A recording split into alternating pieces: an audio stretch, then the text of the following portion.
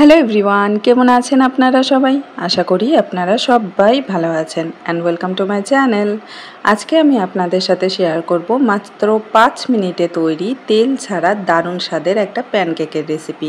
খুব সহজ একটা রেসিপি আর খুবই কম উপকরণ দিয়ে কিন্তু এটা আপনারা তৈরি করে নিতে পারবেন।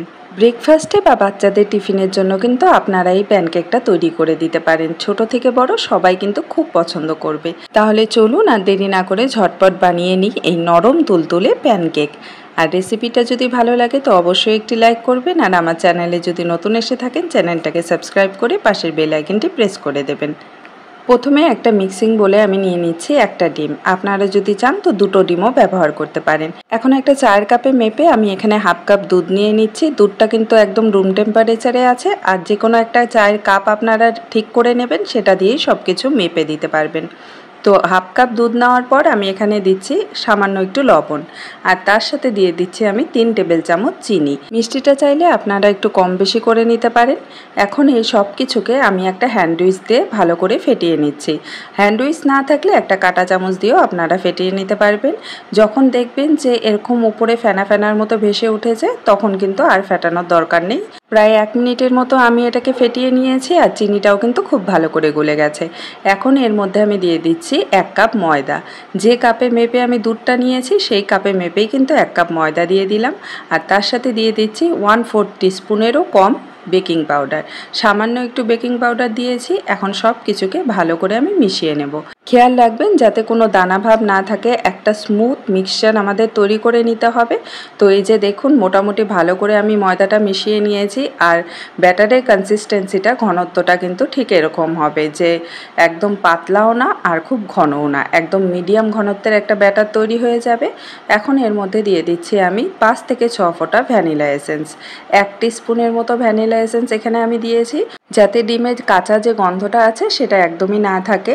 তো এখন সব কিছুকে ভালো করে মিশিয়ে নিয়েছি। প্যানকেক বানানোর জন্য ব্যাটারটা কিন্তু একদম রেডি হয়ে গেছে। এখন চলুন প্যানকেকগুলো বানিয়ে নিই। তার জন্য আমি এখানে একটা ফ্রাই প্যান নিয়েছি, আর এখানে কিন্তু আমি কোনো রকম তেল ব্যবহার করিনি। এখন সামান্য ব্যাটার নিয়ে আমি ফ্রাই প্যানটার মধ্যে দিয়ে দিচ্ছি, আর এটাকে আমরা 1 মিনিটের জন্য কুক করে নেব। ঢাকা দেওয়ার কোনো দরকার নেই। 1 মিনিটের জন্য লো ফ্লেমে এটাকে কুক করে নিলেই কিন্তু একটা পাশ রেডি হয়ে যাবে। আর যখন দেখবেন যে ওপরের দিকটাতে এরকম বাবল চলে এসেছে, তো বুঝবেন যে নিচটা ভালো করে কুক হয়ে গেছে। এখন হালকাভাবে আমাদের এটাকে উল্টে দিতে হবে। একদম তাড়াহুড়ো করতে যাবেন না, হালকাভাবে কিন্তু এটাকে উল্টে দিতে হবে। তো এই যে দেখুন, নিচ পাশটা কিন্তু খুব ভালো করে কুক হয়েছে, আর কালারটাও কিন্তু খুব সুন্দর এসেছে। এখন উল্টো পাশটাকেও আমরা 1 মিনিটের জন্য লো ফ্লেমে কুক করে নেব, আর তাহলেই কিন্তু প্যানকেকটা রেডি হয়ে যাবে। তো এই যে দেখুন, মাত্র 2 মিনিটের মধ্যে কিন্তু প্যানকেকটা তৈরি হয়ে গেছে। এটা বানাতে কিন্তু খুবই কম সময় লাগে, আর ব্যাটারটা তৈরি করতেও কম সময় লাগে।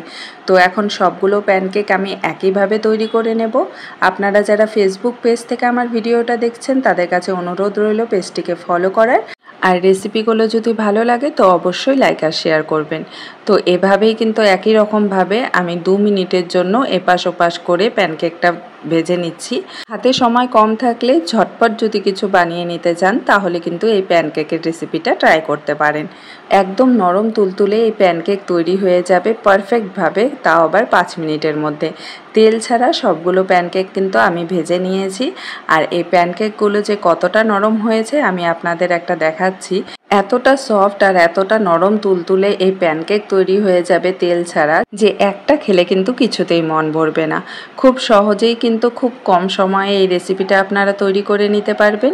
আজকের রেসিপিটি ভালো লাগলে কমেন্টে অবশ্যই জানাবেন। দেখা হবে আরেকটি নতুন রেসিপি নিয়ে। ভালো থাকবেন, সুস্থ থাকবেন। Bye bye.